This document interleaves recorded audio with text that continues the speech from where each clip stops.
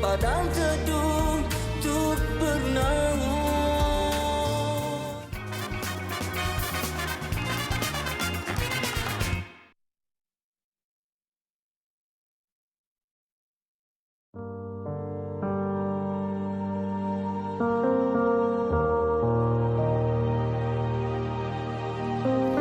Ya Allah, Ya Rahman, Ya Rahim, Engkau ampunilah dosa-dosa kami. Engkau rahmatilah diri kami, keluarga kami dan negara kami. Engkau lindungilah hamba-Mu yang kredit ini daripada segala musibah. Engkau jauhilah diri kami daripada penyakit yang berbahaya dan wabak yang mengancam nyawa. Engkau hindarilah kami daripada bala yang berat dan takdir yang buruk. Ya Allah, Ya Rahman, Ya Rahim, Engkau berilah kekuatan, kecekalan dan kesabaran kepada kami untuk menghadapi dugaan-Mu yang berat ini. Engkau tiupkanlah ketenangan dalam jiwa kami. Sesungguhnya setiap dugaan yang Engkau turunkan kepada kami, Ya Allah, tiadalah ia melainkan untuk meningkatkan ketakwaan dan keimanan kami kepadamu. Ya Allah, Ya Rahman, Ya Syafi, Engkau berilah kesembuhan kepada saudara-saudara kami yang dijangkiti wabak coronavirus, walau di mana saja mereka berada. Sesungguhnya tiada penyakit yang tidak dapat Engkau sembuhkan. Ya Allah, tiada mara bahaya yang tidak dapat Engkau jauhinya dari kami, Ya Allah.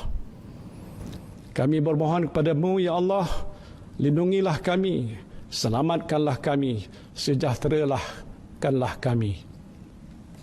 Rabbana zalamna anfusana wa illam taghfir lana wa tarhamna lanakunanna minal khasirin. Rabbana atina fid dunya hasanah wa fil akhirati hasanah wa qina azabannar. Wa sallallahu ala sayyidina Muhammadin wa ala alihi wa sahbihi wa sallam. Walhamdulillahi rabbil alamin.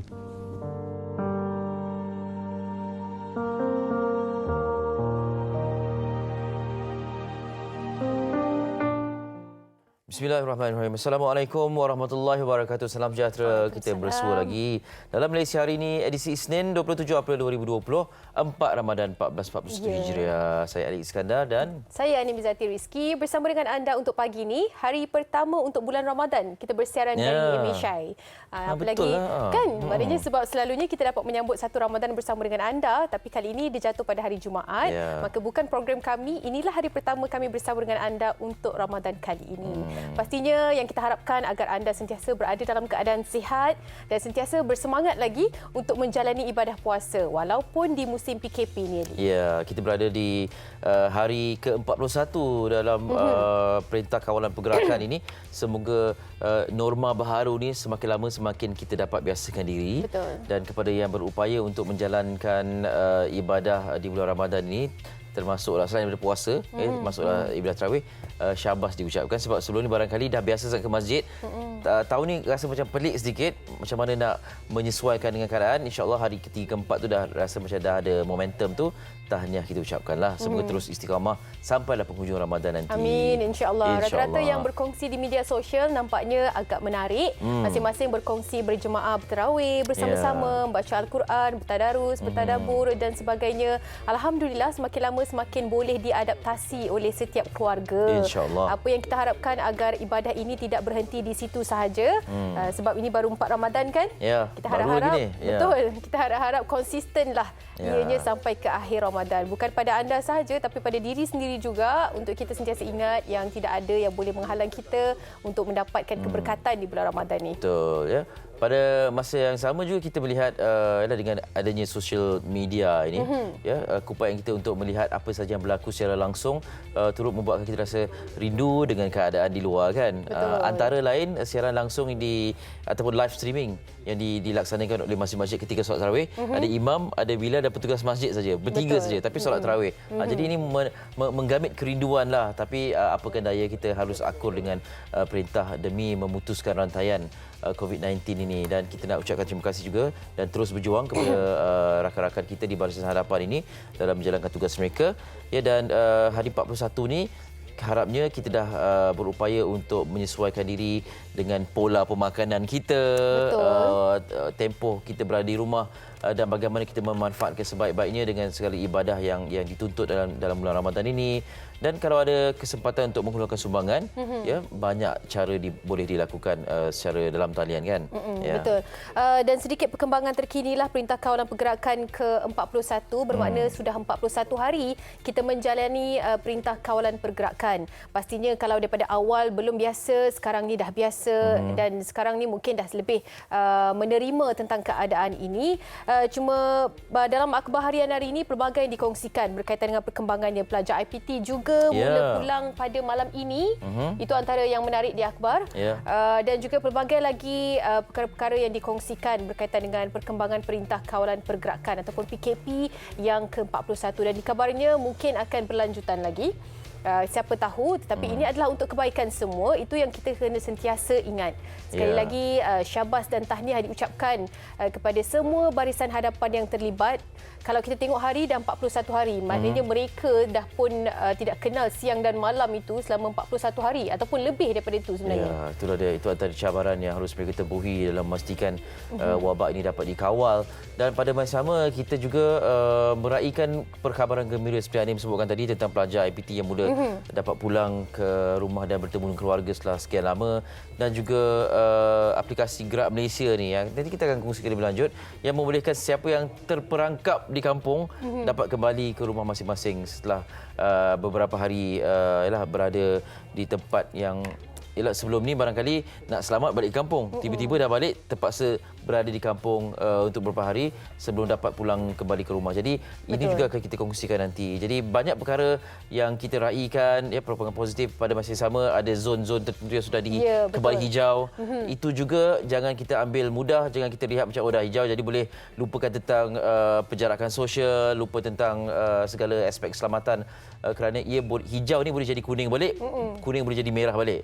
Jadi kita harus berwaspada dalam menerima berita-berita gembira ini. Dan ambil tahu tentang keadaan di mana anda nak memulakan perjalanan.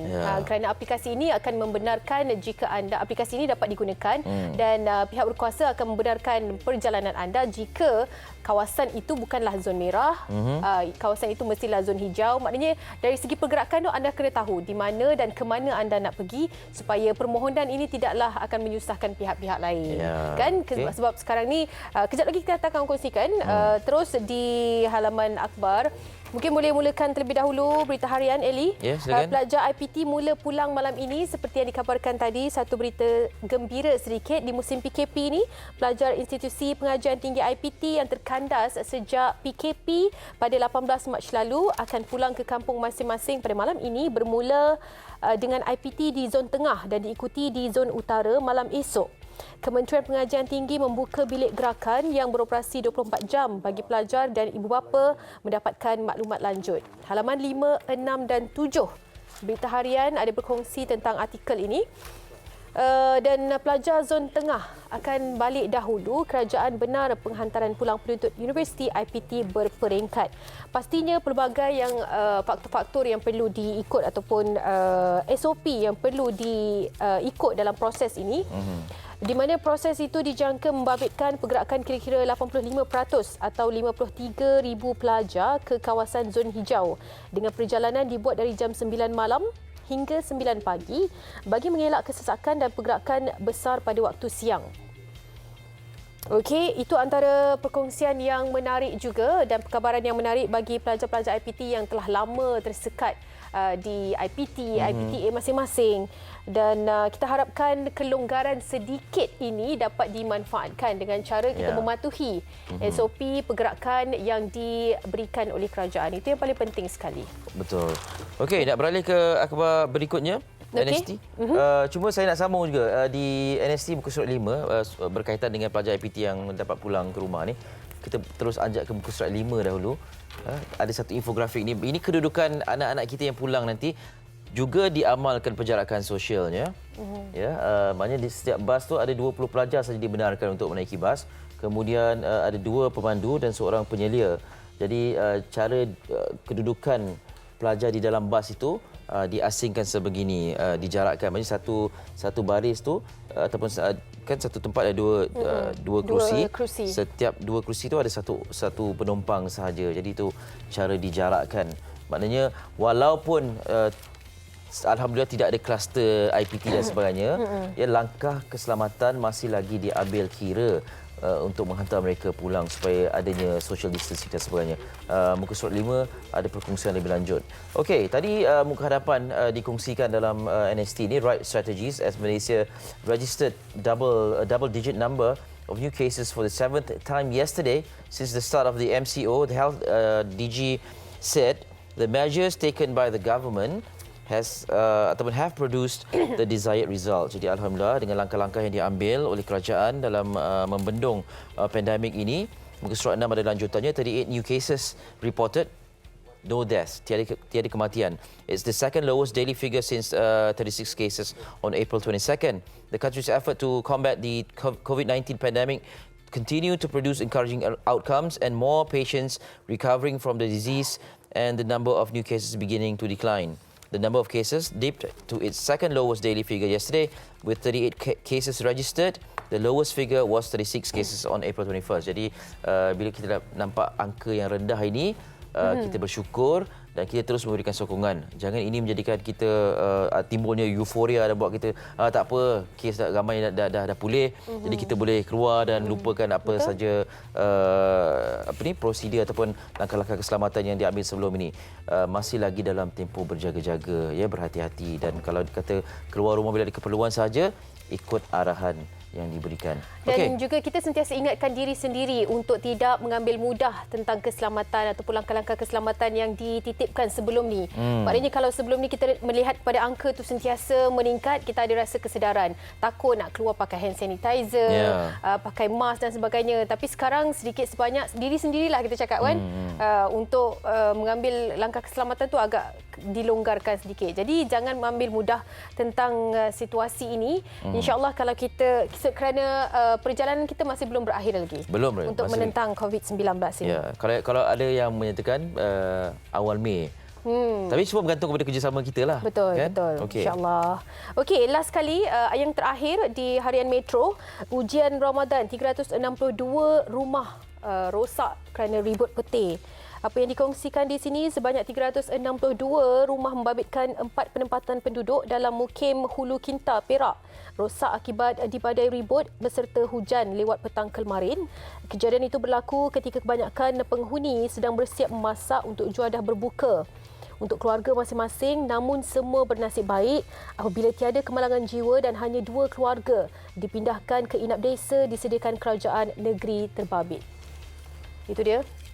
Dugaan datang pada bulan Ramadan, pastinya ini satu yang cukup sukar bagi keluarga yang menempuh keadaan ini. Bukan sahaja itu, kerana semua tidak dapat diselamatkan, walaupun kita faham alhamdulillah tiada kemalangan jiwa dilaporkan, tetapi perabot dan juga pelbagai, kalau anda dapat saksikan sedikit gambaran di sini, memang tidak dapat nak diselamatkan langsung, perabot dan sebagainya. Inilah antara yang berlaku. Ya, ini antara dugaan lah di bulan Ramadan yang mulia ni. Okey, misal kata anda tidak berkesempatan mendapatkan akhbar fizikal ini, ya, pihak Media Prima mengalu-alukan anda untuk mendapatkan akhbar digital NSTP, Harian Metro, Berita Harian, News Straits Times secara percuma sepanjang tempoh Perintah Kawalan Pergerakan ini. Dan untuk melanggan, anda hanya perlu layari www.nstp.com.my/mco. Okey, www.nstp.com.my/mco dan ikut arahan. Dan insyaAllah hari-hari anda tak perlulah keluar untuk mendapatkan surat khabar, tetapi dapat melanggan secara percuma. Okey, akhbar-akhbar digital ini boleh mendapatkan maklumat yang diperlukan. Okey, itu cuma antaranya. Tarikh di situ hanya sampai 28 April, tapi kita difahamkan sepanjang tempoh Perintah Kawalan Pergerakan setakat ini. Okey. Seterusnya, wara-wara tentang webinar by MIT Academy. Seperti yang anda sedia maklum, COVID-19 ini beri impak terhadap karier sesetengah individu. Jadi oleh itu, Malaysian Institute of Technology, MIT, mengadakan webinar secara percuma pada hari ini, iaitu 27 April, hari Isnin, bermula pada jam 3 petang dengan kupasan tajuk COVID-19 Massive Retrenchment and Unemployment, Individuals Upskilling and Reskilling, Training Towards IR 4.0. digital transformation. Okey, jadi untuk maklumat lanjut seperti yang anda dapat saksikan, boleh pergi ke poster visual atau layari www.facebook.com/MIT Academy. Ya, ini kesempatan yang boleh diambil. Sekarang banyak seminar secara online ataupun webinar dianjurkan. Jadi yang terkesan dengan situasi pandemik COVID-19 ini dan juga terpaksa akur kepada, bukan terpaksa lah, yang perlu akur dengan PKP ini, boleh terus ataupun boleh mencari alternatif lain dalam menjalankan perniagaan. Jadi ini antara yang boleh kita ambil kesempatan untuk kita belajar, ya. Betul. Facebook.com/MIT Academy. Hari ini jam 3 petang. Ya, betul. Jadi ingatlah, mungkin ini antara kesempatan yang boleh diambil. Seterusnya, Anim? Okey, ada juga tentang pendekatan ataupun ini dapat dikongsi bersama dengan anda. Kali ini kru MHI dapat menyaksikan tentang sumbangan makanan sahur yang diberikan oleh Menteri Kesihatan Yang Berhormat Datuk Seri Dr. Adam Baba. Jadi jom sama-sama kita saksikan secara keseluruhan rangkuman bingkisan ini.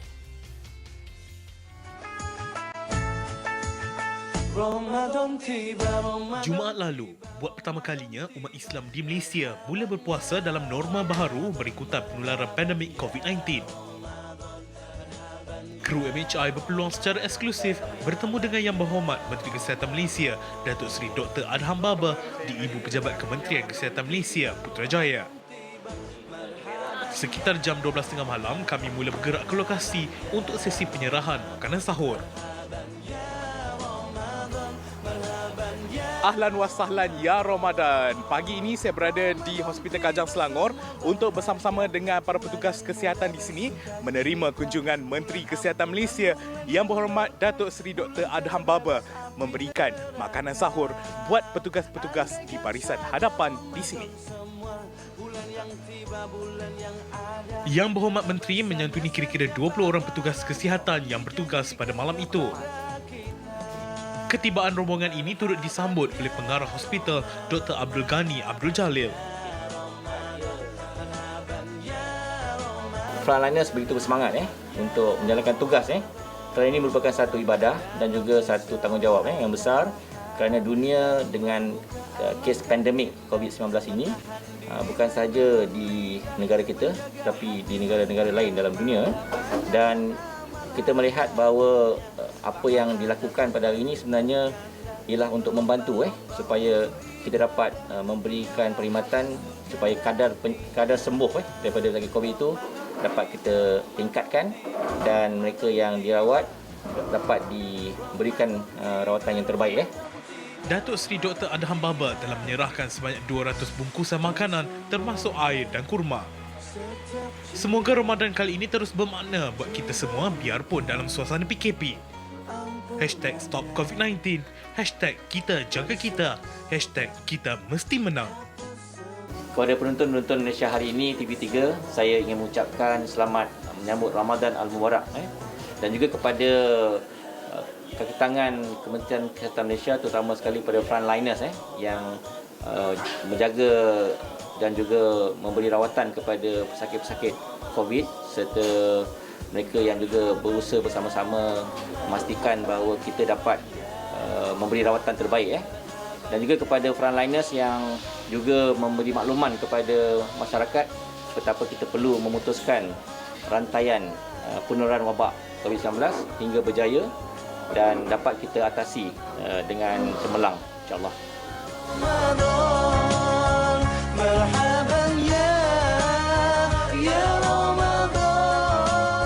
Okey, semoga inisiatif ini terus dapat dikembangkan oleh pihak lain juga, dan sepanjang bulan Ramadan ini banyak perkara yang akan dilangsungkan dalam konteks dakwah dan juga ibadah ini. Baik, kita terus nak bersama dengan tetamu istimewa hari ini. Kita bercakap tentang bulan Ramadan, macam-macam program dakwah dilangsungkan dan juga kerjasama dengan pihak-pihak lain juga. Saya bersama dengan Yang Berhormat Ahmad Marzuq Syari, Timbalan Menteri di Jabatan Perdana Menteri, bahagian ataupun yang mengampu portfolio hal ehwal agama. Assalamualaikum YB. Assalamualaikum warahmatullahi Apa khabar? Baik, Alhamdulillah. Selamat datang ke Malaysia hari ini. Okey, sebagai permulaan lah, pastinya antara kementerian yang sibuk mengendalikan situasi yang berlaku sekarang ni kan, dengan nasihat yang dikongsikan kepada rakyat Malaysia terutamanya yang beragam Islam ini. Bagaimana YB melihat situasi Ramadan dalam fasa PKP ini? Alhamdulillah, pertama sekalinya kita syukur pada Allah Ta'ala. Tahun ini kita dapat melangkah ke bulan Ramadan. Dan hikmah yang sangat besar bila Ramadan sekali dengan PKP ini. Kita lebih berpeluang dan banyak masa untuk melakukan ibadah. Dan inilah tempoh yang sangat sesuai untuk kita menggandakan amalan kita dengan selain daripada puasa, kita baca Qurannya. Kerana itu adalah merupakan sunnah yang diajar oleh Nabi SAW. Nabi berpuasa di siang hari dan malamnya Nabi bertadarus dengan Jibril AS. Dan kita kena ingat bahawa bila sebut Ramadan, puasa as-siyam wal Quran yashfa'an yaumal qiyamah. Puasa dan juga Quran ini akan datang di akhirat kelak untuk memberi syafaat kepada kita. Jadi peluang berada dalam tempoh PKP ini yang sangat sesuai untuk kita menggandakan amalan. Tidak sebagaimana biasa. Biasanya kita Ramadan pun kita sibuk dengan kerja, kita sibuk dengan urusan anak sekolah dan sebagainya. Ini masa sangat sesuai untuk kita bersama keluarga. Dan saya pernah sebutkan bahawa ibu bapa ini perlu menunjuk contoh dalam suasana banyak masa dengan anak-anak. Kerana anak-anak ini barangkali dia orang gagal untuk mengikuti apa yang kita cakap. Tapi kalau ibu bapa sebagai imam, ibu melaksanakan ibadah rutin di rumah, anak-anak ini akan lihat bagaimana ibu dan ayah dia akan jadi contoh. Itu satu kenangan yang barangkali sangat dikenangkan sepanjang umur bersama dengan keluarga. Ya, itu yang signifikannya sebab dapat melihat dengan mata kepala sendiri dan ibu dan ayah juga perlu menunjukkan teladan yang baik kepada anak secara langsung kepada mereka. Okey, kita ada satu program yang istimewa sebenarnya, program dakwah melibatkan dua negara ni. Sebelum saya tanya lebih lanjut kepada YB, kita ada tetamu seorang lagi yang barangkali anda nak perkenalkan, silakan. Untuk perbincangan kali ini, pastinya kita ingin memadatkan lagi tentang dakwah di bumi matahari terbit ataupun di Jepun. Jadi Nur Islam, penyiaran ataupun syiar Islam itu ingin dilakukan di sana. Dengan projek ini, kita terus bersama dengan Datuk Zulkifli Malik, Pengarah Dana Jawatan Kuasa Masjid Putra Heights. Assalamualaikum Datuk. Waalaikumsalam Datuk. Salam Ramadan. Alhamdulillah. Terima kasih kerana bersama dengan kami. Alhamdulillah kita dapat menjemput dua tetamu istimewa di studio pada hari ini dan sebagai permulaannya kita difahamkan yang Datuk merupakan penerima darjah Order of the Rising Sun dari Maharaja Jepun pada tahun 2018. Jadi penglibatan itu juga telah pun sedikit sebanyak membantu tentang projek yang dilakukan ini. Silakan Datuk. Sebenarnya lah bagi saya sebagai pelajar kumpulan pertama di bawah program Dasar Padang ke Timur. Saya dah banyak manfaat daripada Dasar Padang ke Timur dan ini sebab time untuk kita memulangkan balik apa yang orang Jepun yang saya sayangi, iaitu dalam bentuk syahadah. Dan kebetulan pula saya memang Jawatankuasa Masjid Putra Heights. Saya ambil peluang ini untuk kita menerapkan satu konsep Islamisasi di Jepun. Okey, Masjid Putra Heights yang dipilih dan bagaimana dengan penglibatannya dengan projek ini? Mungkin sedikit sebanyak kita dah sedikit tak nampak bagaimana boleh dilakukan, apa yang boleh dilakukan dengan pemilihan Masjid Putra Heights itu, Datuk? Sebenarnya sejak hubungan saya dengan pihak Japan Muslim Association dan juga Japan Dawah Center, kita dapat mengenal pasti bahawa lebih kurang ada 120 masjid dan surau di Jepun. Tetapi kebanyakan masjid dan surau ni sebenarnya diselenggarakan oleh bukan orang Jepun. Mana orang asing yang bersana. Dan kita nampak proses mengislamkan orang Jepun ini agak slow. Because I think kita perlu orang Jepun sendiri nak berdakwah pada orang Jepun, bukan orang asing. Kengkalan bahasa, budaya, I think kita kena ubah. Jadi saya rasa why not kita hantar SOP pada mereka, macam mana nak buat benda tu. Jadi di situ kita lahirkan nak translate buku ni, yang mana buku ni merupakan SOP yang terbaik bagi saya bagi orang yang mula memeluk Islam atau orang yang ingin memeluk agama Islam. Betul. Ini antara buku yang dipilih, tapi ada cerita di sebalik pemilihan buku Indahnya Hidup Bersyariah ni. Sebelum tu kita terus bersama dengan Eli. Silakan Eli. Terima kasih. Kembali kepada YB Ahmad Marzuq. Ini satu inisiatif yang sangat menarik ya, dan kita Malaysia dengan Jepun ni punya hubungan yang cukup erat sekian lama. Jadi dalam atas kapasiti kerajaan, bagaimana YB melihat kerjasama yang dilakukan ini? Sebenarnya dakwah ke Jepun ini sudah lama. Dan agensi di bawah kami, bahagian agama Jabatan Perdana Menteri, kita ada JAKIM yang telah pun banyak membantu dalam mengeluarkan sertifikat halal dan juga latihan kepada agensi-agensi di Jepun. apabila Jepun diumumkan sebagai host kepada Sukan Olimpik 2020, banyak syarikat-syarikat agensi-agensi daripada Jepun yang datang ke kita untuk mendapatkan SOP untuk dapatkan halal, bermula daripada makanan sehinggalah ke tempat ibadah dan sebagainya. Ini sangat dititik beratkan oleh kerajaan Jepun untuk persediaan Sukan Olimpik 2020. Tapi dah kita tahu situasi sekarang. Walau bagaimanapun kejayaan yang kita telah capai ialah kita telah melatih dan memberikan SOP dan halal ini kepada 28 agensi termasuk juga daripada kerajaan dan juga syarikat-syarikat di Jepun, dan mereka telah pun ada kemahiran untuk menghasilkan produk-produk halal. Ini sebagai persiapan untuk Sukan Olimpik, dan insya-Allah perkara itu berterusan walaupun selepas daripada Sukan Olimpik. Itu antara yang kita buatlah, dan banyak lagi yang kita susun untuk dakwah ke Jepun ini, terutama di bawah Datuk Zul tadi yang Masjid Putra Haid yang Subang Jaya itu yang telah pun banyak menyumbang, dan kita mengharapkan ada satu perkembangan yang lebih positif selepas daripada ini. Kalau saya boleh tanya, dalam banyak-banyak negara yang mempraktikkan Islam, kenapa Jepun bersetuju untuk bersama dengan Malaysia dalam hal ini? Orang Jepun ini menganggap kita ada keistimewaan tersendiri dalam soal SOP, kerana Jepun ini dia lebih minat kepada SOP. Buku-buku yang ditulis berkaitan dengan Islam ini dah banyak, tetapi yang berkaitan dengan SOP sebagaimana buku Hidup Indahnya Bersyariat tadi, dia menceritakan bermula daripada kelahiran sampai kematian. Jadi ini sangat bagus untuk mereka memahami apa itu Islam sebenarnya. Dari segi akidahnya macam mana, dari segi ibadahnya macam mana, dari segi akhlaknya macam mana. Jadi ini peluang untuk kita bawa satu pendekatan dakwah yang menggunakan SOP yang lebih jelas dan lebih objektif kepada mereka.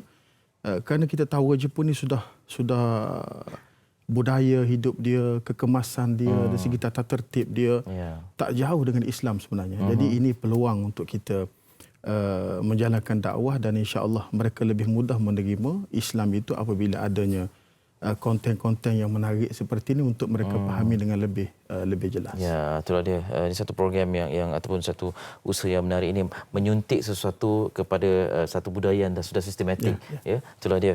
Kita nak kembali bersama dengan Datuk. Saya difahamkan Datuk ni antara batch pertama Dasar Penang Timur ya. Betul. Alhamdulillah. Dan sebagai individu yang beberapa tahun, kalau masa belajar dan bekerja, berapa tahun Datuk di Jepun? Saya belajar dengan kerja 5 tahun, tapi sampai hari ini masih lagi berulang balik, dah 30 tahun. Kabarnya dalam setahun, kalau bukan di musim PKP ini, 3 hingga 4 kali Datuk akan ke Jepun. Sebab ada cucu sana.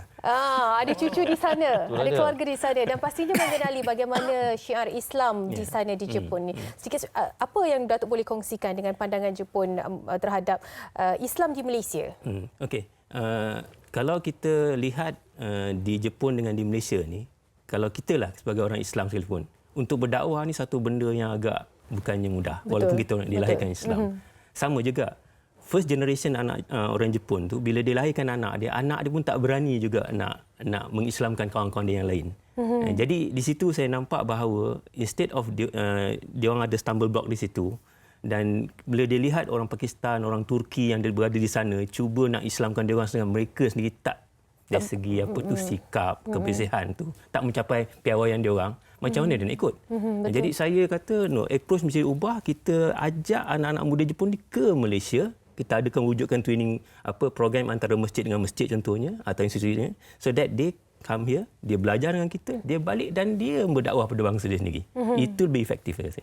Dan ia disambut baik dengan usaha ini ya. Ini sebenarnya disarankan oleh beberapa imam di Jepun. Okey, kita akan terus mengenali bagaimana pemilihan indahnya hidup bersyariat ini sebagai buku dalam projek Nur Islam di Matahari Terbit ini, di Bumi Matahari Terbit di Jepun ini. Sebelum itu rehat seketika, kembali selepas ini di MHI.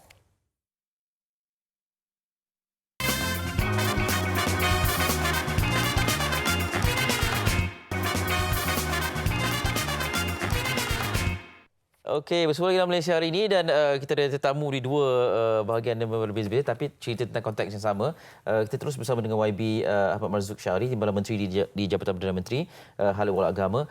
YB, dengan mengambil contoh Masjid Putra Heights ini dalam aktiviti dakwah dengan twinning program ini, barangkali ada juga masjid di Malaysia yang berminat untuk berbuat demikian. Adakah sebarang kriteria untuk membolehkan mereka melaksanakan program seperti ini? Kriteria secara spesifik tidak kita tentukanlah. Cuma yang paling penting ada prinsip yang jelas. Dalam soal dakwah kepada saudara baru ini, kita pegang kepada prinsip agama itu mudah. Ad-dinu yusrun wala yushaddadin illa ghalabah, kata Nabi. Agama itu mudah. Tidak ada orang yang memperpayahkan dalam urusan agama dengan amalan-amalan tambahan yang tidak jelas, tidak ada asal usulnya daripada apa yang dibuat oleh Nabi sallallahu alaihi wasallam. Melainkan dia akan kalah, dia akan tewas. Jadi prinsip yang kita nak perkenalkan agama ini kepada orang yang belum lagi Islam, kita perkenalkan dengan cara agama itu mudah. Amalan-amalan yang mudah, dan Islam itu yang sangat indah, sesuai sangat dengan buku Indahnya Hidup Bersyariat itu. Perlu kita, Allah dalam rupa bentuk barangkali ada sedikit kesesuaian penambahan yang perlu ditambah ataupun yang dibuang daripada itu. Yang paling penting ialah supaya orang Jepun tadi bila melihat dan siapa saja bila melihat konten-konten agama tadi, dia merasa indahnya Islam ini. Selama ini kita berdepan dengan apa nama Islamofobia, dengan memburuk-burukkan Islam. Jadi ini peluang untuk kita memperkenalkan Islam yang apa nama membawa kepada kebaikan untuk semua. Jadi sesiapa saja boleh untuk mengadakan ini. Dan yang paling penting sekarang ni kita selari dan selaraskan program untuk dakwah ke Jepun ini. Barangkali kita adakan apa nama support system yang bagus. Kita ada training program yang baik untuk bukan saja kita yang datang ke Jepun untuk berdakwah, bahkan kita latih orang dia. Itu lagi sesuai dengan budaya masyarakat dia, kerana mereka lebih memahami bagaimana orang Jepun itu sendiri. Anim, saya nak bersyarah tanya Datuk boleh ya?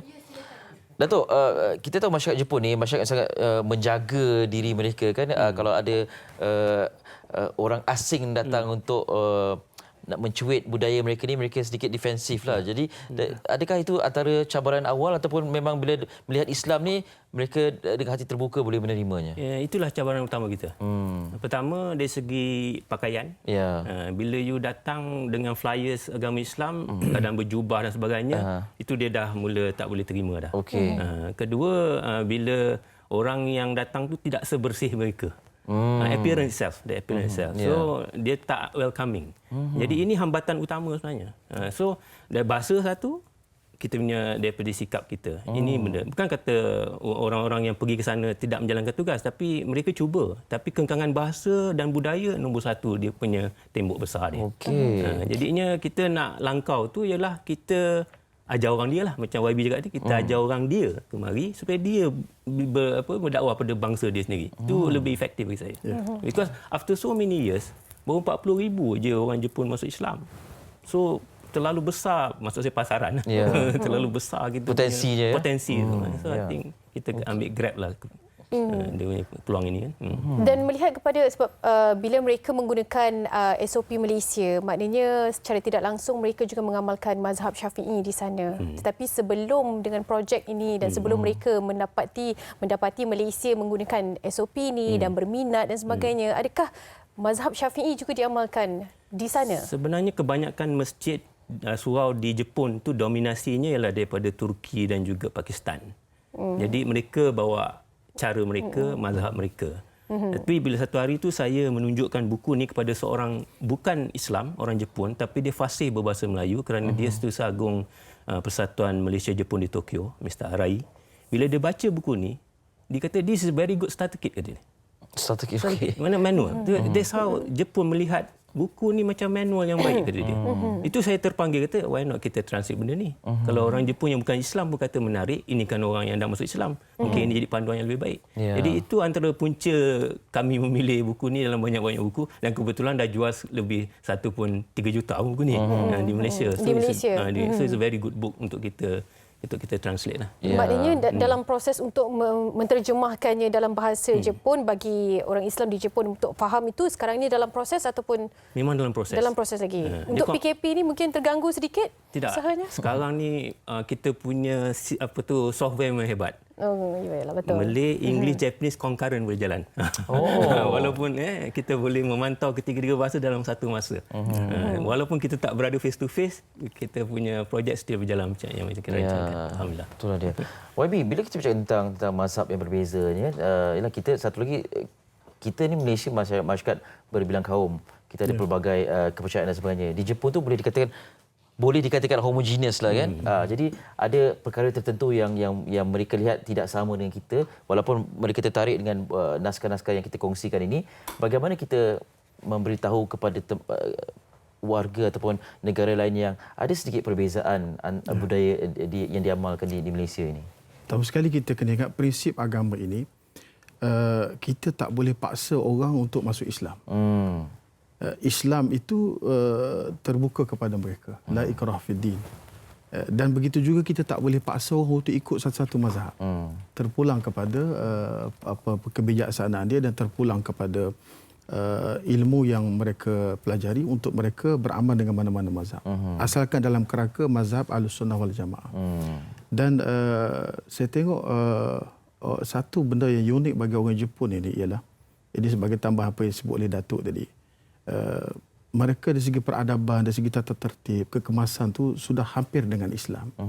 Dan kita tak pelik apabila kita membaca sejarah sirah daripada apa yang dibuat oleh Nabi SAW. Ada di kalangan orang datang jumpa Nabi sekali je dah masuk Islam. Kerana sudah ada asas-asas Islam dalam diri mereka walaupun mereka belum bersyahadah. Saya mengambil contoh satu cerita pernah zaman Nabi. Orang datang ni kononnya nak berubat Nabi. Kerana dia bomoh besar. Dia seorang tabib, dia seorang doktor kalau zaman sekarang ini. Kononnya Nabi dituduh sebagai gila. Bila pergi jumpa dengan Nabi, Nabi hanya baca innal hamdalillah nahmaduhu sampai akhir. Doa yang biasa orang baca di mukaddimah. Bila Nabi habis je baca itu, dia pun kata ilmu yang ada pada Nabi ini sangat hebat.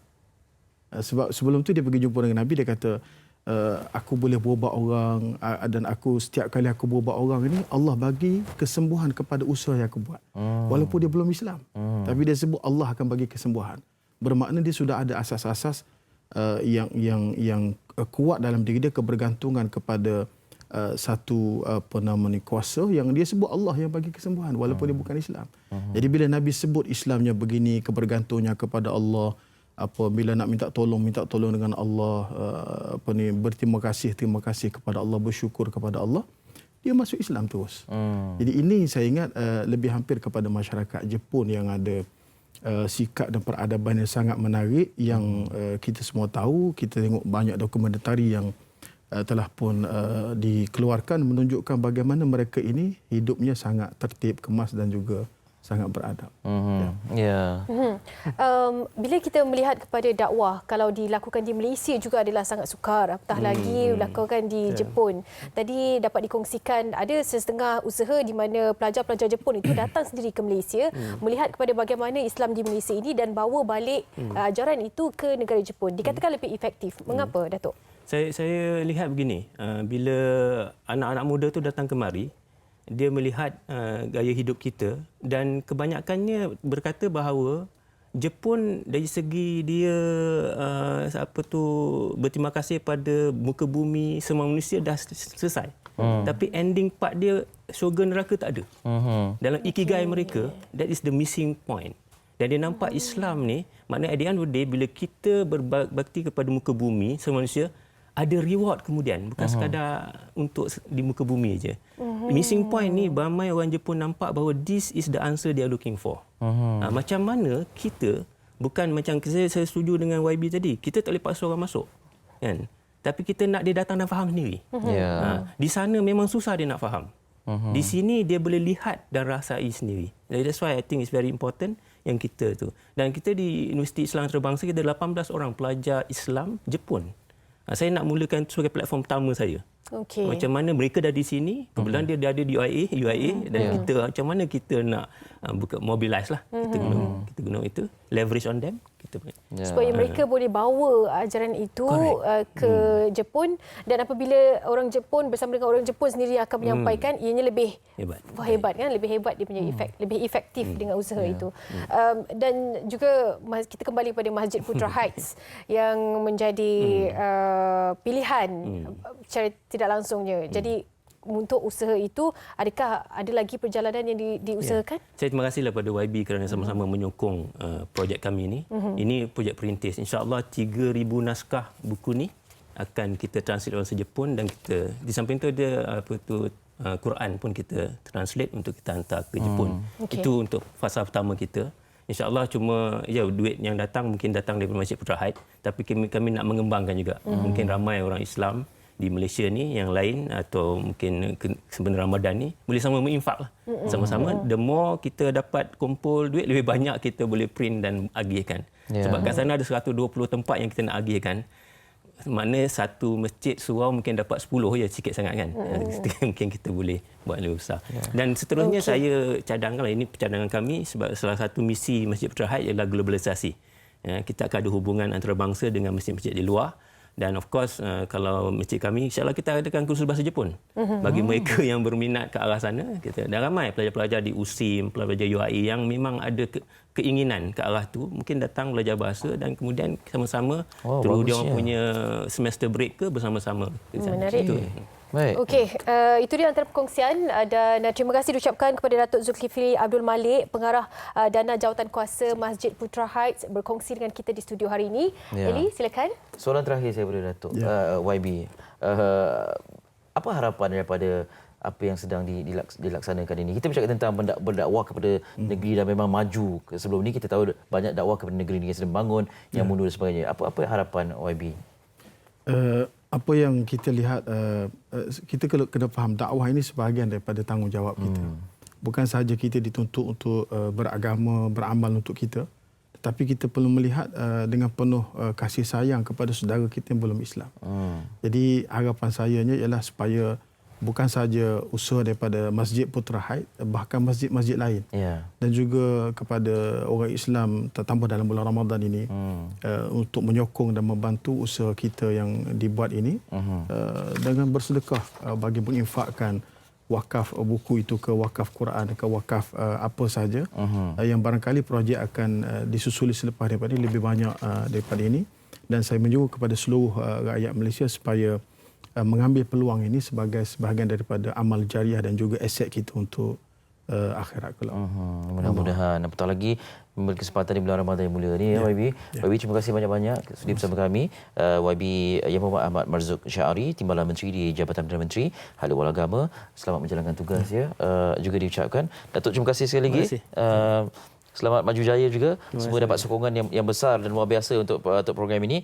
Kita nak berehat seketika. Selepas ini kita nak bersama dengan Ustaz Jafri yang tidak asing lagi, akan bercerita lebih lanjut tentang apa yang kita boleh peroleh dalam konteks keberkatan di bulan Ramadan ini. Semuanya dalam Malaysia hari ini seketika nanti.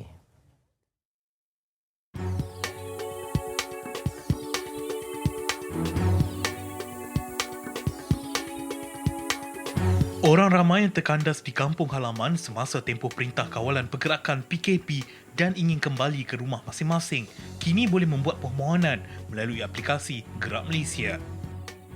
Aplikasi ini dibangunkan bertujuan memudahkan urusan permohonan untuk mendapatkan permit pergerakan rentas negeri yang dibuat secara dalam talian. Menurut Pengarah Jabatan Siasatan Jenayah Bukit Aman, Datuk Huzair Muhammad, aplikasi ini juga dapat mengelakkan orang ramai daripada terpaksa keluar rumah untuk membuat permohonan di balai polis, sekaligus mengurangkan risiko jangkitan dan penularan wabak COVID-19. Melalui aplikasi ini, kod QR unik yang dijana akan diimbas dan diperiksa oleh anggota bertugas di mana-mana sekatan jalan raya, sekaligus memudahkan pergerakan pemohon. Permohonan boleh dibuat bermula 25 hari bulan sehingga 29 April ini. Melalui penggunaan aplikasi ini juga, ia dapat membantu pihak Polis Diraja Malaysia PDRM untuk mengenal pasti jumlah mereka yang bakal terbabit dan menyediakan jadual perjalanan bagi memastikan kelancaran operasi. Mereka yang sudah memohon hendaklah mengemaskini permohonan pada tarikh dibenarkan berlepas supaya kod QR dapat dijana secara automatik. Perjalanan perlu dilakukan pada hari ditetapkan mengikut permit pergerakan yang diluluskan.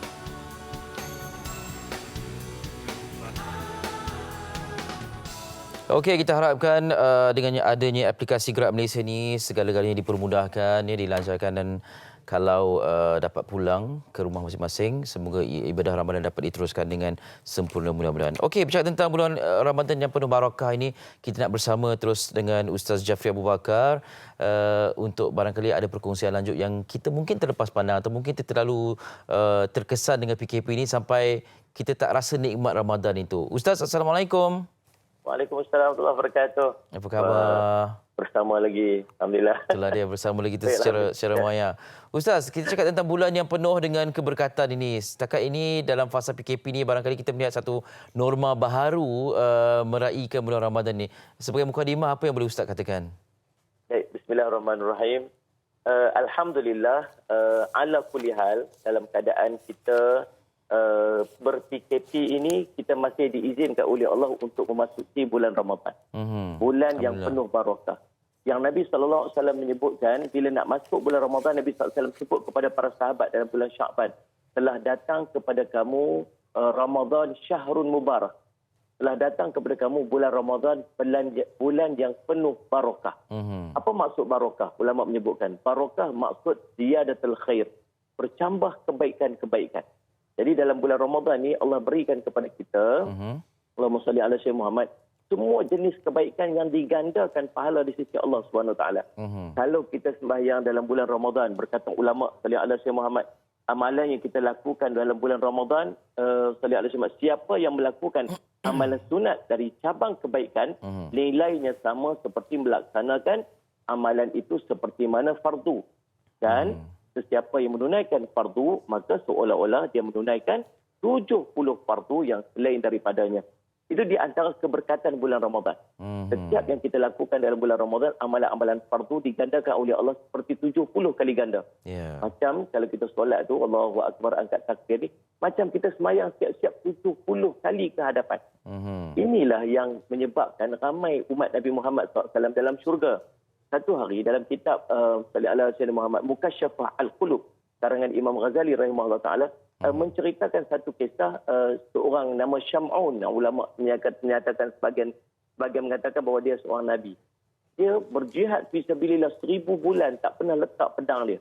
Lalu subhanallah, timbullah kecemburuan di kalangan para sahabat, lalu mengadu kepada Nabi SAW, ya Rasulullah, untunglah orang terdahulu umur panjang sampai 1000 tahun mampu untuk beramal dengan amal yang banyak, sedangkan umat Nabi Muhammad SAW hanya 60 ke 70 tahun saja. Baina sitin ila sab'in, 60 ke 70 tahun saja. Jadi kalau nak kira umur tu, pastilah umat terdahulu lebih banyak amalannya nak banding dengan kita umat Nabi Muhammad. Tapi Nabi SAW kata, kamu umat Nabi Muhammad Allah beri satu malam saja yang khairun min alf syahr, lebih hebat daripada 1000 bulan. Mungkin dengan amalan-amalan yang kita lakukan dalam bulan Ramadan, kita bawa pergi depan Allah ganjaran pahala 1000 tahun, mungkin 2000 tahun. Hanya dengan Ramadan yang Allah gandakan pahala-pahala amal dalam bulan Ramadan. Itu di antara barakahnya Ramadan yang perlu kita rebut berbanding dengan bulan-bulan yang lain. Itulah di antaranya. Itulah dia. Kalau umur panjang pun barangkali kita tidak memanfaatkannya untuk beribadah, ya Ustaz, ya? Betul. Itulah dia. Okey, dalam Ramadan sebelum ini, kan, sebelum PKP ni tahun-tahun yang lalu ni, feel ataupun roh Ramadan tu kita dapat rasa apabila kita ke masjid untuk bertarawih, kemudian ada tadarus di masjid dan iftar beramai-ramai. Barangkali kali ini berbeza sedikit sebab segala-galanya dilakukan di rumah. Jadi bagaimana nak menghayati dan memotivasikan diri kita untuk terus istiqamah dan dapat rasa nikmat roh Ramadan tu walaupun dalam premis rumah dan bukan berada di luar, di masjid dan sebagainya, Ustaz? Yalah kan, Allah tahun ni macam, kalau tahun lepas ni, subhanallah, kalau sebelum-sebelum ni kita macam semangat ni masuk Ramadan ni dah full. Masjid ni memang full pack lah kan. Betul. Sampai kena extension, kena tambah kemah kat belakang saya kan. Minggu pertama saja. Tapi subhanallah, salli ala Sayyidina Muhammad. Walaupun dalam yang berbezanya cuma kita tak boleh ke masjid saja. Itu je beza dia. Sedangkan amalan-amalan yang lain masih boleh kita lakukan bersama dengan keluarga. Kita masih boleh bertarawih, kita masih boleh untuk membaca Al-Quran bersama dengan keluarga, kita masih bersahur dan berbuka bersama dengan keluarga.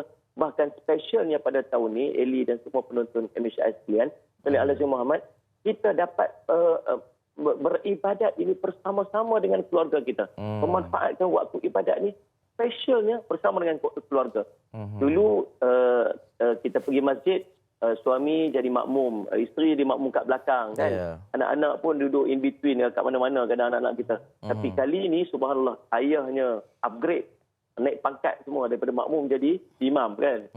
Isteri ada dekat belakang, subhanallah, salat Jumaat menghayati bacaan-bacaan si suami. Anak-anak pula duduk tengah-tengah sebagainya, subhanallah.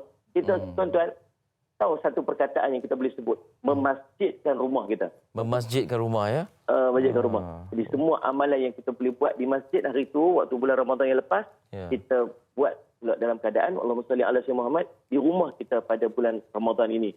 Dia tak ada sikit pun menghalang. Dan tunggu, Nabi SAW sebut, Allahumma salli ala sayyidina Muhammad, man qama Ramadanan imanan wahtisaban, ghufira lahu ma taqaddama min dzambi.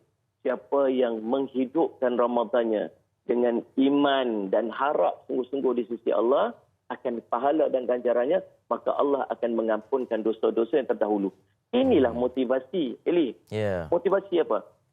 Yang pertamanya ialah iman atas setiap perkara yang kita lakukan dalam bulan Ramadan ini. Allah akan ganjarkan pahala yang sangat banyak. Allah akan berikan pengampunan dosa. Allah akan dengan berbagai ganjaran dan offer yang Allah berikan sepanjang dalam bulan Ramadan ini atas segala amal yang kita lakukan. Ini motivasi. Maka tuan-tuan, bila masuk dalam Ramadan ini, kita kena susun jadual kita sesempurna mungkin. Dengan kita bertahajud bersama keluarga. Ingat, saya selalu pesan, setiap kali kita nak bangun bersahur, tolong solat dulu 2 rakaat. Nabi SAW sebut dalam satu riwayat, bagaimana syaitan mengikat kita sebelum kita tidur dan syaitan bisikkan dengan ikatan tersebut, malam kamu masih panjang. Tapi Nabi kata, kalau kamu bangun, kamu memuji Allah, kemudian kamu berwuduk, kemudian kamu solat, maka kamu akan bangun dalam keadaan segar dan cergas. Seandainya tidak, kamu akan bangun dalam keadaan letih dan lesu. Jadi, salat Rasul Muhammad, bila kita bangun daripada tidur sebelum bersahur, sebelum kita masak untuk muslimat apa sebagainya, kita solat dulu 2 rakaat tahajud. Saya selalu percaya. Kemudian yang keduanya, salat Rasul Muhammad, tuan-tuan, tolong bersahur dan berbuka bersama dengan keluarga. Kita ada miss out, Eli. Dulu-dulu kan mak ayah kita tak akan izin kita makan selagi ayah tak duduk bersama. Betul. Kan? Sebab ada barokahnya pada makanan tersebut. Bila dimakan secara berjemaah. Kan, salat Jumaat. Dan waktu tu pula, 2 waktu ini waktu yang sangat makbul doa. Waktu kita bersahur, waktu kita berbuka puasa, 2 waktu makbul doa. Yang alangkah cantiknya kalau seluruh ahli keluarga duduk di hadapan makanan tersebut. Ayahnya mengangkat tangan, kemudian diaminkan oleh isteri dan anak-anak sebagainya. Satu momen yang akan melimpahkan barokah di sisi Allah SWT. Maka manfaatkan waktu itu sebaik-baiknya. Yang dulu, kita mungkin beralasan kita sibuk, semua pergi kerja, balik tak sempat nak duduk dengan keluarga sebagainya. Ini waktunya Allah bagi tahun ni tahun yang sangat special. Maka manfaatkan waktu itu sebaiknya. Yang ketiganya bertarawih. Tarawih bersama-sama. Salat ala Sayyidina Muhammad. Nak buat 8 kan, nak buat 20 kan, macam itu kita sebutkan. Nak buat 36 pun boleh. Salat ala Sayyidina Muhammad tu. Kan? Jadi, salat Sayyidina Muhammad manfaatkan sebaiknya. Ayah jadi imam, anak-anak jadi makmum di belakang. Wallahu salat ala Sayyidina Muhammad. Dan yang keempatnya, bertadarus Al-Quran bersama dengan keluarga. Saya nak minta tuan-tuan, salat ala Sayyidina Muhammad, dan baca Quran. Ini masa dia untuk kita sama-sama dengan keluarga kita. Kita jarang dapat momen yang macam ni. Melainkan tahun ni ada PKP, ayah boleh melihat bacaan Quran anak dia. Ayah boleh menyaksikan bacaan Quran isterinya. Kalau ada kesalahan, ayah tolong tegur. Suami baca, isteri nampak ada kesalahan, isteri tolong tegur. Indahnya pada tahun ini, insya-Allah. Ramadan kita mudah-mudahan. Dan ayah pun jangan segan untuk diperbetulkan bacaan juga ya. Betul. Sebab ego kadang-kadang tinggi ya. Ya, itulah dia. Bila apa ni semua berada di rumah sebelum PKP ni, semua upgrade secara automatik ya, ayah jadi imam dan sebagainya. Ustaz, terima kasih banyak-banyak atas perkongsian. InsyaAllah kita bertemu lagi. InsyaAllah. Ya, Assalamualaikum. Terima kasih. Assalamualaikum warahmatullahi wabarakatuh. Selamat meneruskan ibadah Ramadan, Ustaz Jafri Abu Bakar, pendakwa kita. Dan inilah kesempatan untuk kita ambil, kalau sebelum ini kita sibukkan diri dengan berada di luar, bekerja dan sebagainya, malah berebut-rebut untuk keluar ke masjid, tapi lupa barakah yang berada di rumah itu bersama-sama keluarga ketika iftar dan bersahur juga. Okey, dan kita nak berehat seketika. Selepas ini bersama dengan Anim. Ini kepada kita yang ataupun anda yang ingin menjalankan perniagaan dalam talian dan sebagainya, terutamanya dalam tempoh PKP ini, apa perkara yang perlu anda tahu dari segi pengiklanan? Panduannya akan dikongsikan bersama dengan tetamu selepas ini dalam Malaysia Hari Ini.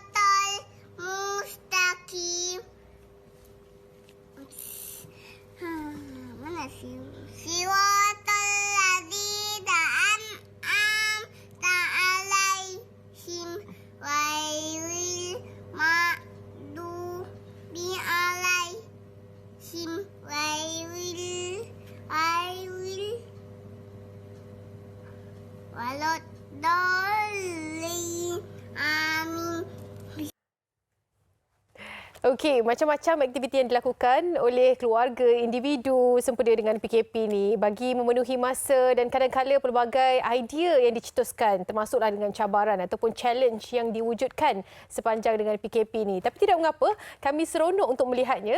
Ada yang berunsur ilmiah, ada yang berunsur suka-suka. Kongsikan kepada kami, boleh DM kami di Facebook MHI TV3. Kami sedia untuk kongsikan di MHI jika perkongsian anda itu cukup menarik, insya-Allah. Okey, kita terus dengan panduan periklanan bagi semasa PKP ini, kerana pastinya ramai yang pengusaha-pengusaha ataupun peniaga-peniaga baharu yang wujud ketika PKP ini, terutama sekali di bulan Ramadan, tidak dapat lakukan apa-apa tapi mengambil inisiatif untuk melakukan ataupun memulakan perniagaan. Tapi ada panduan yang anda perlu ikuti ataupun SOP yang anda perlu tahu bersempena dengan panduan periklanan semasa PKP ini. Jadi untuk itu, tetamu istimewa kami di studio, Encik Muhammad Mustafa Fazil Muhammad Abdan, Pengarah Eksekutif Forum Kandungan Komunikasi dan Multimedia Malaysia, CMCF. Terima kasih kerana bersama dengan kami. Sama-sama. Ya, okey, kita bercerita tentang panduan periklanan. Kalau sebelum ini terdapat panduan terhadap setiap periklanan yang ingin dilakukan oleh peniaga-peniaga ataupun perniagaan-perniagaan tertentu. Jadi, apa perbezaannya dengan panduan periklanan semasa PKP yang diwujudkan ini? Jadi sekarang ni macam dikatakan, memang dah ada apa nama ni, tata cara ataupun sedikit sebanyak tentang garis panduan bagaimana sesuatu iklan tu boleh dilaksanakan.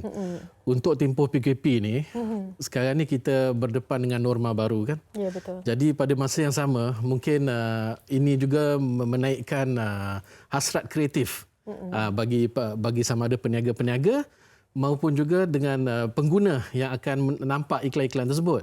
Jadi apa yang kita cadangkan sebagai panduan pada orang ramai, terutamanya mereka yang berkecimpung dalam bidang penjualan secara baru ni apa semuanya, ialah antara lain menghormati dulu apa dia PKP ni.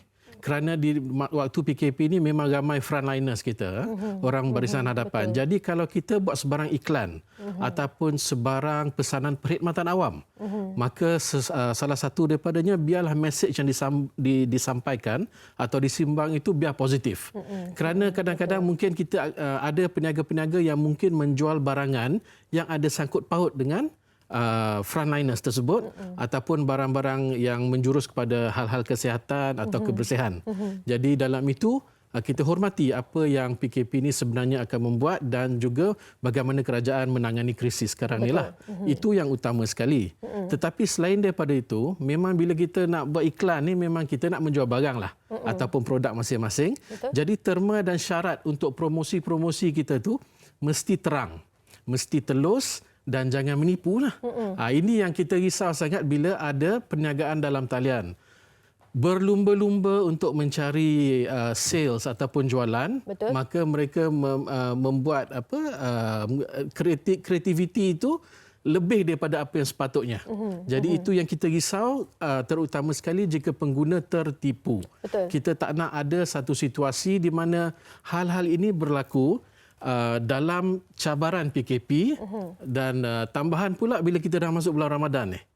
Jadi jangan kita terjebak pula kepada perkara-perkara yang tak sepatutnya berlaku lah. Sebab betul, tidak dapat dinafikan yang ada peniaga-peniaga yang mengambil kesempatan melihat kepada golongan tertentu ini sedang contohnya frontliners tadi sedang diperkatakan dan apabila mengatakan frontliners ini gunakan barang mereka, frontliners ini gunakan barang mereka, itu secara tidak langsung dapat berlaku penipuan di situ.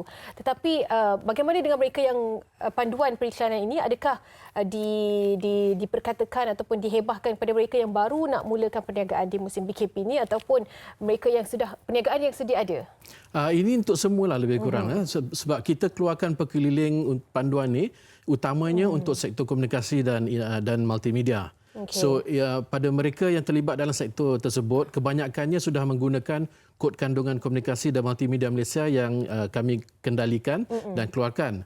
Jadi dari situ kebanyakan pengamal industri dah memang tahu yang apa yang kita nak beri panduan tambahan ni kepada mereka yang mungkin tidak tergolong dalam sektor tersebut tapi lebih menggunakan media sosial dan juga cara-cara lain lah. Termasuk mungkin ada yang mempunyai blog ataupun laman sesawang sendiri. Jadi di situ mungkin dia pun tak pasti adakah dia tertakluk kepada persebaran tata cara ke apa. Jadi di sini untuk mereka yang tidak secara langsung mempunyai pengamal industri, bertaraf pengamal industri, boleh juga menggunakan tata cara yang sedia ada, sama ada daripada kod kandungan kita ataupun daripada apa yang kita beri panduan inilah. Jadi kita sudah utarakan atau kita sudah paparkan panduan-panduan ini atas laman sesawang kami sendiri di cmcf.my dan juga di rangkaian media sosial kami juga. Maknanya anda boleh layari cmcf.my dan juga laman sesawang media sosial yang berbagai untuk anda mengetahui panduan. Ada 5 panduan yang dititipkan di sini. Panduan berkaitan dengan periklanan semasa PKP yang anda perlu patuhi jika mungkin anda ada niat untuk mulakan perniagaan ataupun yang sudah sedia ada. Dan untuk lebih memberi kesan, apakah tindakan yang boleh dikenakan kepada mereka yang tidak mematuhi panduan periklanan semasa PKP yang dititipkan ini? Bagi mereka yang memang tertakluk kepada tata cara yang di bawah kod kandungan tu memang ada penalti-penalti tertentu kalau mereka melanggar garis panduan pengiklanan di dalam kod kandungan tersebut. Tapi bagi secara umumnya kita memang mahukan mereka terutama yang di dalam talian tu juga cuba menerapkan nilai-nilai yang ada dalam kod kandungan tu. Tak semestinya semuanya kita nak cakap salah atau tidak, tapi cuma lebih prihatin dulu. Tapi sebagaimana saya katakan tadi, rujuk kod kandungan komunikasi dan multimedia Malaysia, kita ada edisi kedua yang baru saja didaftarkan pada 14 Februari itu hari. Boleh dimuat turun dari laman web kami juga. Dan dari situ ada garis panduan pengiklanan. Ikut saja itu pun dah insya-Allah okey. Memadai. Ya. Okey, untuk daripada pihak CMCF sendiri kepada mereka di luar sana, apa antara kesalahan-kesalahan yang sangat ketara dilakukan oleh peniaga-peniaga? Apa yang CMCF dapati? Yang kita risau antara lain ialah penipuan lah. Penipuan ataupun penyebaran maklumat yang palsu terhadap produk-produk ataupun maklumat palsu secara amnya. Dan yang terutama lagi satu yang kita risau ialah apabila sesuatu iklan tu membuat tuntutan. Tuntutan di mana produk ini berkesan untuk menangani sekian. Di mana ia mungkin tidak.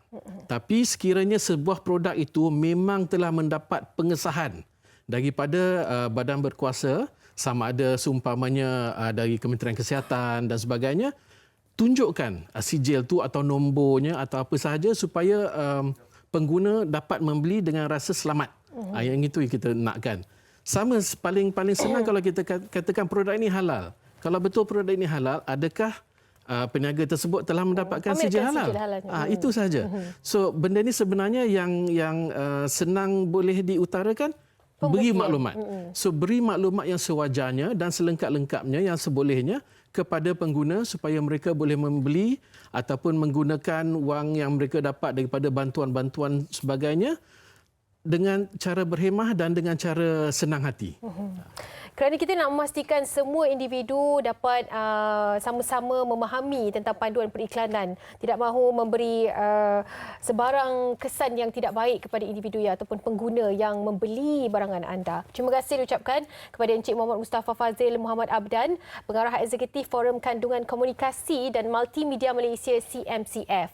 Seperti yang dikabarkan tadi, anda boleh dapatkan 5 panduan periklanan semasa PKP di cmcf.my untuk pengetahuan kepada anda semua peniaga-peniaga baharu ataupun peniaga yang sedia ada bagi mematuhi panduan periklanan ini. Okey, itu dia. Kita ingin berehat seketika. Kembali selepas ini, cukup menarik satu perkongsian di bulan Ramadan ini bagaimana cara kita memperbetulkan bacaan Al-Fatihah. Kerana itu merupakan satu yang cukup penting dalam solat. Jadi sama-sama kita saksikan selepas ini dan mempelajari bagaimana untuk memperbetulkan bacaan Al-Fatihah seketika nanti.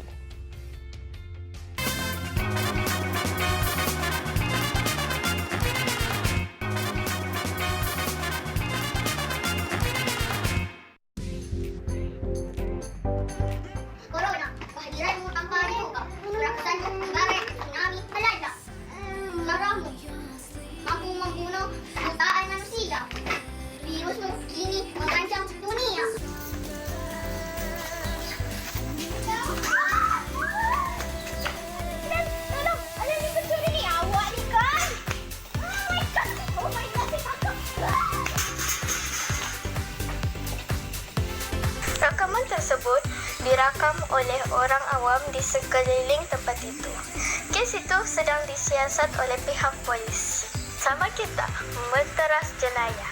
Ingat, jenayah membawa pada 999.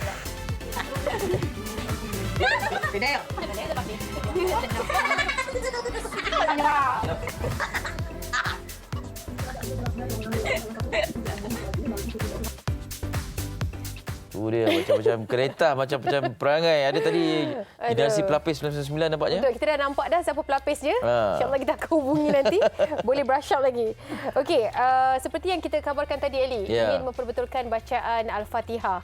Kadang kita perasan, kadang kita tak perasan kerana bacaan Al-Fatihah ini dilafazkan semasa dalam solat dan tidak didengari oleh orang lain. Pastinya hanya kita sendiri sahaja. Tapi kalau untuk imam penting tu. Betul, apatah lagi di musim Ramadan ni kan menjadi imam tarawih dan bacaan Al-Fatihah tu diperdengar kepada yang lain. Kadang-kadang yang pentingnya di sini yang kita tak perasan tu, yang kita rasa kita ni dah betul dah. Rupanya ada kesilapan. Ada kesilapannya. Hari ni kita nak belajar daripada teacher Ilya bersama kita. Assalamualaikum. Waalaikumsalam. Khabar? Alhamdulillah baik. Kita pernah bawakan Teacher Ilya juga, seorang guru yang melakukan kelasnya secara atas talian. Okey, jadi hari ini juga kabarnya Teacher Ilya akan melakukan kelas di atas talian. Betul. Bersama dengan seorang pelajarnya. Yes. Okey, mungkin sebelum tu boleh ceritakan sikit bagaimana dengan sambutan kelas melalui online mengaji ni. Alhamdulillah, musim-musim PKP jatuh pula dalam bulan Ramadan. Alhamdulillah saya mendapat ramai student dari segi social media, ramai sangat yang minta live setiap malam untuk mengajar mengaji, belajar tajwid. Okey, saya buat secara percuma. Okey, itu amal jariah saya lah untuk bulan Ramadan kali ini. Kemudian ada juga yang minta kelas untuk personal kelas. Jadi saya buat ketika malam lah. Dan juga time tengah hari sebab kita dah tak makan kan. Ada juga ada masa untuk kita buat online kelas 1 jam, satu sesi tu 1 jam sahaja. InsyaAllah kita dapat memperbetulkan dan memperkukuhkan ilmu-ilmu tajwid lah. InsyaAllah. Okey, hari ini kita dah buat satu simulasi tentang bagaimana nak diperbetulkan bacaan Al-Fatihah secara dalam taliannya. Okey. Kita nak perkenalkan pelajar untuk sesi ni. Ya, betul. Ini pelajarnya. Dapat tak saksikan sekarang? Hello, Assalamualaikum. Dengar tak? Salam, dengar. Winnie ya? Winnie. Ya, saya. Boleh dengar tak suara? Dengar. Dengar jelas, Alhamdulillah. Okey, Winnie dari Ampang, Kuala Lumpur merupakan pelajar teacher Ilya, betul? Ya, saya. Okey, jom. Kabarnya hari ini nak memperdengarkan bacaan Al-Fatihah. Betul. Okey, silakan teacher. Kita dengar dulu ya. أعوذ بالله من الشيطان الرجيم بسم الله الرحمن الرحيم الحمد لله رب العالمين الرحمن الرحيم مالك يوم الدين إياك نعبد وإياك نستعين اهدنا الصراط المستقيم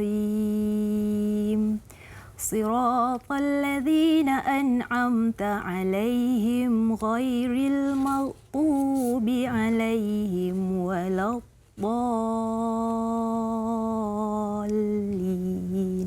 آمين. Amin. Alright. Ya. Itu teacher. Okey, sekarang ni anak murid pula. Betul. Silakan. أعوذ بالله من الشيطان الرجيم بسم الله الرحمن الرحيم الحمد لله رب العالمين الرحمن الرحيم مالك يوم الدين إياك نعبد وإياك نستعين اهدنا الصراط المستقيم صراط الذين أنعمت عليهم غير المغضوب عليهم ولا الضالين. Amin. Okey, Winnie terima kasih banyak-banyak. Nanti kita dengar apa yang perlu diperkatakan oleh teacher. Teacher, okey, di mana yang... Okey, silakan. Jadi saya akan bagi tahu secara general iaitu kesalahan-kesalahan yang selalunya dilakukan. Okey, kita sentiasa dengar Al-Fatihah tapi kita tidak tahu sama ada betul atau salah kita punya bacaan. Okey, kita akan mulakan daripada ayat yang pertama iaitu dalam Al-Fatihah ayat yang pertama ialah Bismillahirrahmanirrahim. Okey, jadi kebiasaannya kita akan sebut bis tu dalam Bismillah. Okey, sedangkan dia apabila baris bawah kita perlu jelaskan bis. Okey, kita kena senyum. Okey, Bismillahirrahmanirrahim. Dan di mana yang dia ada sabdu kita perlu ambil masa. Okey, sebab sabdu tu kita perlu tekankan bacaan kita kan. Jadi kebanyakan orang lajukan bacaan. Jadi bila kita lajukan bacaan kita tend to lupakan untuk bahagian-bahagian yang sabdu. Jadi Bismillahirrahmanirrahim. Dan di situ juga kesalahan yang selalu dibuat adalah makhraj untuk ha itulah. Kadang-kadang kita buat ha, kita tak perasan ha yang tebal dan juga ha yang nipis. Okey, jadi di sini adalah ha yang nipis. Jadi Bismillahirrahmanirrahim. Dekat situ ha yang pertama adalah ha yang tebal. Okey, ha yang di hujung tu adalah Bismillahirrahmanirrahim. Ha tu mestilah makhraj yang di kerongkong lah. Yang kata orang kata ha pedas je. Ha pedas. Betul. Okey, yang kedua. Okey. Winnie masih lagi di talian rupanya. Winnie terima kasih banyak-banyak ya. Sambil-sambil tu Winnie tengok MHI dan dengar komen daripada teacher Ilya ya. Ya, selamat berpuasa. Selamat berpuasa. Assalamualaikum. Waalaikumsalam. Okey, itu baru ayat pertama tu. Bismillah. Itu penting tu sebablah kadang-kadang tu kita tak dengar, kita bismillah melepas tu je kan. Okey. Kita perlu jelaskan. Okey, jelaskan bacaan tu. Keduanya alhamdulillahi rabbil alamin. Okey, alhamdulillah pun sama dekat situ. Ada kadang-kadang kita dengar alhamdulillah. Okey. Sedangkan dia lembut saja. Alhamdulillahi rabbil. Okey, rabbil di situ terdapat satu lagi sabdu. Jadi kita perlu ambil masa. Rabbil dan di sini kebanyakan orang tersebut alamin. Okey, jika kita sebut di situ adalah huruf hamzah, tetapi di sini huruf ain. Jadi no matter what, macam mana pun kita perlu tekankan bacaan. Jadi alamin di situ ada 2 harakat kerana ada mad asli. Okey, dan kita teruskan seterusnya. Ar-Rahmanir-Rahim. Okey, di situ Ar-Rahman ada alif lam syamsiah untuk huruf ra, dan ra di situ perlulah kita tebalkan. Jadi ambil masa juga. Ar-Rahmanir-Rahim. Okey, kedua-dua ra tu kita perlu ambil masa sebab di situ ada sabdu. Okey, Ar-Rahmanir-Rahim. Kemudian Maliki Yaumiddin. Okey, Maliki Yaumiddin di sini kaf tu kadang-kadang kita terbaca qaf. Maliki, Maliki. Kita tak boleh. Kita di situ adalah huruf kaf. Yes. Jadi dia punya makhraj lembut. Maliki Yau. Okey, Yau tu kadang-kadang terdengar Yau. Beza dia nampak macam seakan-akan sama, tetapi kita perlu jelaskan. Di situ adalah madlin. Jadi bila madlin kita baca ya baru masuk Yau. Jadi mulut kita akan besar. Bukannya yaumiddin. Yaumiddin. Okey.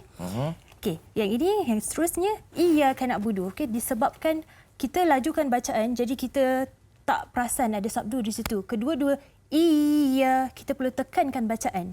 Iyyaka na'budu wa iyyaka nasta'in. Okey, huruf ain lagi sekali. Okey. Ihdinas sirah. Dan di sini yang paling common mistake lah. Because kadang-kadang kita tersebut ihdinas. Jadi bila kita nak pastikan ihdinas sirah tu, kita senyum. Ihdinas sirah. Okay? Dah bukan bukan ihdinas. Okey, kita baca nas tu kadang-kadang orang terbaca nas. Sedangkan dia baca na dulu. Kita sebutkan huruf na baris atas, kemudian baru kita masuk huruf sad. Ihdinas siratal mustaqim. Dan pastikan mustaqim tu bukan kaf. Dia pastikan jadi qaf. Jadi mustaqim. Okey. Siratal ladzi, di sini ramai yang tersebut siratal lazi. Sedangkan di situ adalah huruf zal. Jadi wajib kita betulkan makhraj. Siratal ladzina an'am. Di sini sekali lagi common mistake iaitu hamzah dengan ain. Kadang-kadang terbaca an'am ataupun an'am. Jadikan dia dua-dua. Sedangkan dia satu hamzah, yang kedua tu baru ain. Jadi kita perlu an'amta alaihim. Kadang-kadang ada yang baca terbalik. Betul. An'am. Okay, jadi kita kena tengok, betul-betul hamzah mana, ain dekat mana. Jadi an'amta alaihim ghairil maghdubi alaihim. Okey, di sini common mistake dia adalah him. Orang terbaca him. Okey, sedangkan apabila baris bawah, tips saya adalah senyum. Jadi him. Secara tak langsung bacaan tu jadi betul. Kalau kita senyum. Him. Okey. Maghdubi alaihim walau. Okey, di sini tak ramai yang tahu bila huruf dad dia datang dari tengah lidah. Okay, bila dia tengah lidah, kita perlu letak lidah kita di geraham gigi sama ada kanan ataupun kiri, mana-mana kita biasa. Jadi kita sengit ataupun serongkan sedikit mulut kita. Walau dallin. Panjangkan dahulu. Panjangkan dahulu baru kita masuk ke dalam lam. Jangan dal. Itu salah. Okay, sebab mad lazim kalimi musaqqal, kita perlu panjangkan yang mad tu, panjangkan 6 harakat, kemudian baru kita masukkan ke dalam lam. Sebab dengar macam betul, tapi bila kita belajar satu-satu tajwid, bila kita baca betul-betul, dia ada yang perlu kita emphasizekan, iaitu walau dal. Okay, di situ ada dua harakat di situ. Okay, kita sabdu. Dalin. Hujung tu ma'arif disukun, jadi kita panjangkan li 6 harakat, kemudian baru kita tutup dengan nun. Maknanya jangan ambil dal tu cepat. Ujung tu baru masuk lam. Itulah cara yang sebenar untuk Al-Fatihah. Ini common mistake lah. Bila kita nampak macam bacaan Al-Fatihah itu senang, sempurna kita baca, tapi sebenarnya bila kita betul-betul ikut bacaan tajwid, banyak sebenarnya yang salah. Betul. Kan? Dan juga ini akan mengubahkan maksud bacaan itu yang paling takut sekali. Ya, betul. Kerana apa yang kita mahukan adalah apa yang kita baca itu sesuai dengan maknanya, kerana itu merupakan doa kita harian kan. Dan juga rukun di dalam solat. Dan rukun dalam solat paling penting ya.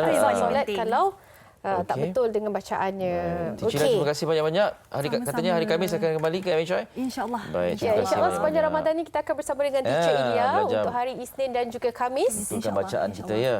Nur Ilya Nordin, tutor mengaji kita, dan mungkin siapa-siapa nak cuba kan belajar di MHI secara dalam talian pun boleh juga. InsyaAllah Khamis ini kita bersama dengan Teacher Ilya sekali lagi. Okey, kita dah sampai penghujungnya, Nim. Ya, betul. Terima kasih kepada anda semua dan salam Ramadan kita ucapkan. InsyaAllah perjalanan Ramadan hari ini baru keempat dan jauh lagi perjalanannya. Kita harapkan yang terbaik buat anda semua penonton setia Malaysia Hari. Selamat puasa. Assalamualaikum.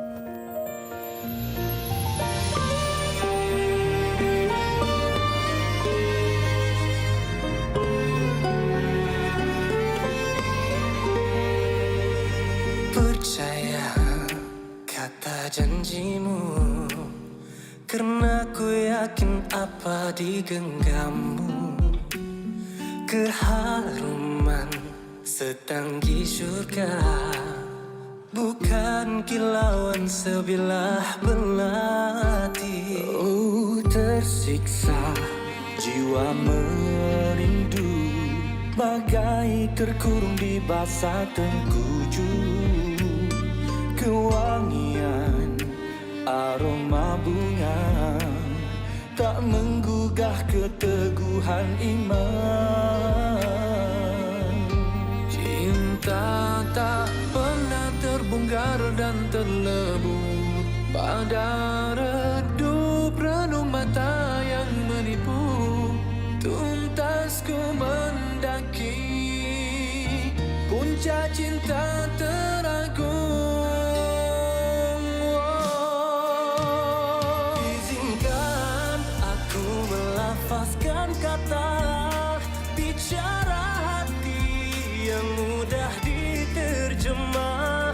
Betapa aku gerun padang teduh untuk bernaung.